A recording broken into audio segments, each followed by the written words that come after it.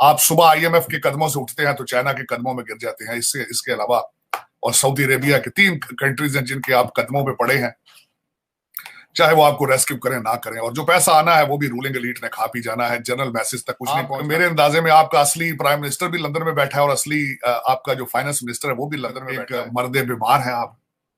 आपकी इकॉनमी जो है वो बिल्कुल इस तरह है कि वो एक सिस्कियां ले रही है।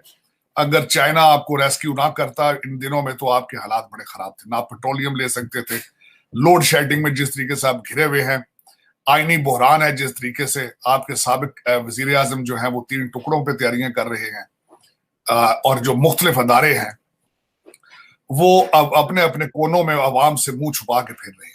और इस वक्त 5th generation war is on the peak in Pakistan.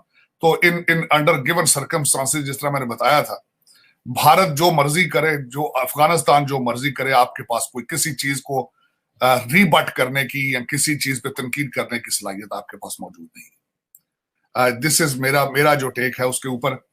लेकिन जिस तरह कहा, मैं कह रहा था कि जी इस वक्त भारत जो है पिछले जो 10 साल अगर 20 साल देखे जाएं, जिस तरीके से उन्होंने रीजन के अंदर एक मिनी सुपर पावर का रोल अदा करने की अपनी सलाहियत, और जो भी प्रोपेगेंडा है, जो भी उनकी नेशनलिस्ट मूवमेंट है, हिंदुत्व आइडिया है, जो भी आइडिया है उनका कामयाब है पूरी दुनिया में।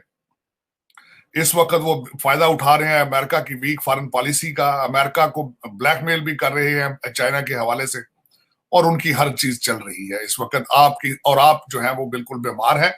आपके करप्शन के जो है वो इंडेक्स बिल्कुल दुनिया के वो अपनी हाईएस्ट पीक पर पहुंच चुका है, और अभी तक आपकी जो रूलिंग लीड है उसके माथे पे कोई बल नहीं है। किसी के पास कोई सोल्यूशन नहीं है पाकिस्तान का। कश्मीर का सोल्यूशन तो तब होगा जब पाकिस्तान के अंदर अमन अमान होगा, लॉ एंड ऑर्डर होगा, आपकी अदालतें जो हैं वो इंसाफ देंगी, आपके अंदर हालात ठीक होंगे, स्टेबिलिटी होगी, तब आप चीजें इंटरनेशनल लेवल पे पॉइंट आउट कर सकते हैं। लेकिन इस वक्त लोग, सारी दुनिया देख रही है आपके हालात क्या है, सारी दुनिया देख रही है। एक तरफ भारत जो है वो नेशनल सिक्योरिटी एडवाइजर्स को लेके तो सेंट्रल एशिया में बैठ के अफगानिस्तान का मुस्तकबिल डिसाइड कर रहा है, और कश्मीर का मसला वो पूरी दुनिया को G20 में लेके आ रहा है और पाकिस्तान को बता रहा है कि ये आप खड़े हैं। तीसरा, आपको पता है अरब इन्वेस्टर्स ऑलरेडी कश्मीर में जा चुके हैं। तो तार साहब, आप क्या समझते हैं? फिर एक पाकिस्तान में तबका वो है जो कहता है कि हमें जो है वो इंटरनल देखना चाहिए और अपनी इकोनॉमी पे देखना चाहिए, और ये जो जियो स्ट्रेटेजिक कॉम्पिटिशन है इससे बाहर निकलना चाहिए। आप क्या समझते हैं? ये हमने जियो इकोनॉमिक्स की बात भी की है, लेकिन हमारा वो मोड सेट नहीं हो रहा। इसकी क्या वजूहात हैं?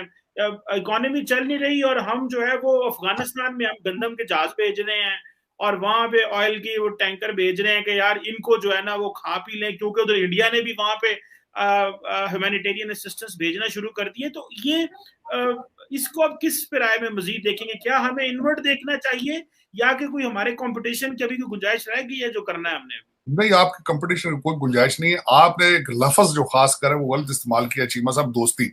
आपकी दोस्ती कोई नहीं है किसी के साथ। देखें, आपके दरवाजे पे जो खैरात मांगने आता है वो आपका दोस्त नहीं होता। दोस्त बराबरी के लेवल पर होता है, गिव एंड टेक पे दोस्ती होती है। सऊदी अरेबिया को आप अपनी चीप लेबर देकर आप समझते हैं कि आप उनके बराबर आ चुके हैं। आप सऊदी अरेबिया से डेफर्ड पेमेंट पे जाके खैरात मांगते हैं तो आप समझते हैं आप उनके बराबर है। यूएई जाके आप उनको चीप लेबर भेजते हैं तो आप समझते हैं उनके बराबर आ चुके हैं आप। तो यूएई तो कश्मीर के अंदर पहले ही अपने प्रोजेक्ट पिछले 1 साल से देख रहा है वहां पे। दूसरा, उसमें देखा ना, सबसे बड़ी बात ये, जब तक आपकी इकॉनमी ठीक नहीं होगी आप कुछ भी आपका ठीक नहीं हो सकता, और आपके पास इकॉनमी ठीक करने का कोई फार्मूला मौजूद नहीं। मेरी खुद ख्वाहिश है कि कोई एक फर्द वाहिद या कोई इंस्टीट्यूशन कोई रोड मैप शो करे कि ये लीडरशिप है, हम इस तरीके से पाकिस्तान को निकाल कर ये दुनिया के नक्शे पर लाएंगे। इस वक्त मैंने पिक्चर तो ड्रा की है कि सुबह आप आईएमएफ के कदमों से उठते हैं तो जा गिरते हैं चाइनीज के कदमों में, उससे वहां से उठते हैं तो सऊदीज के। इस वक्त टर्की या दूसरे वो तो अपने मुफाद में, देखें टर्की की इकॉनमी हिल चुकी है। आपने देखा होगा कि मोहम्मद बिन सलमान का दौरा टर्की का, और उसके बाद इस वक्त जो बाइडेन जा रहे हैं सऊदी अरेबिया, उससे पहले मोहम्मद बिन सलमान अपने इस खिते के अंदर अपनी लीडरशिप, अपने रिलेशनशिप यमन और टर्की के साथ ठीक कर रहे हैं। वो is playing very good game Mohammed bin Salman. लेकिन उनके पास ताकत मौजूद है, उनके पास इकॉनमी है, उनके पास पैसा मौजूद है। आपके पास स्वाय करप्शन के आप दूसरी चीज ही कोई नहीं। आप विश के आप करप्शन एक्सपोर्ट कर सकते तो आप शायद कर लेते।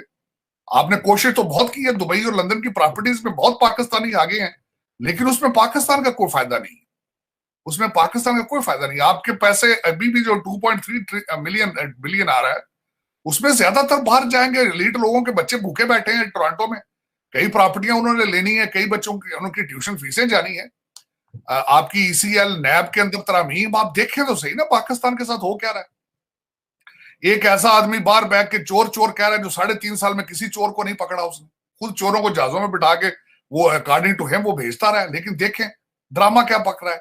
और दूसरी साइड मैंने आपको बताया 5th जनरेशन वार, कोई इंस्टीट्यूशन आपका तो बचा नहीं है जिसके ऊपर इल्जामात ना हो। इस वक्त अदलिया भी खराब है, एस्टेब्लिशमेंट भी खराब है, नैब भी खत्म है। नैब का चेयरमैन जो पिछला है उसके ऊपर भी केसेस बनने वाले हैं। देखें IMF लेकर आता है आपके मुलाजमीन की तनख्वाहों तक वो डिक्टेट करते हैं। अब आप जो चाइना से 2.3 बिलियन लेकर आए हैं, आपने बताया है कि उसका इंटरेस्ट रेट क्या है, उसकी टर्म्स क्या है, किसी को कोई पता नहीं। लेकिन यह कि फूल निछावर जरूर किए गए हैं, मिठाइयां जरूर बांटी गई हैं कि हमें कर्जा मिल गया। माइंड सेट आप देखेंगे क्या हालात। तो आपको इन चीजों से निकलना पड़ेगा। आपको चीमा साहब, मैं जो देख कर आया हूं, मैं बार बार ये शोर करता हूं, मैं देख के आया हूं, आपके जो कुछ लोग इस्लामाबाद, लाहौर, कराची में तकरीबन 10-15 हजार लोगों की ऐसी एक कम्युनिटी रूलिंग एलीट है जिनके पास इतना पैसा मौजूद है और वो इतने ताकतवर हैं, they are larger than Pakistan.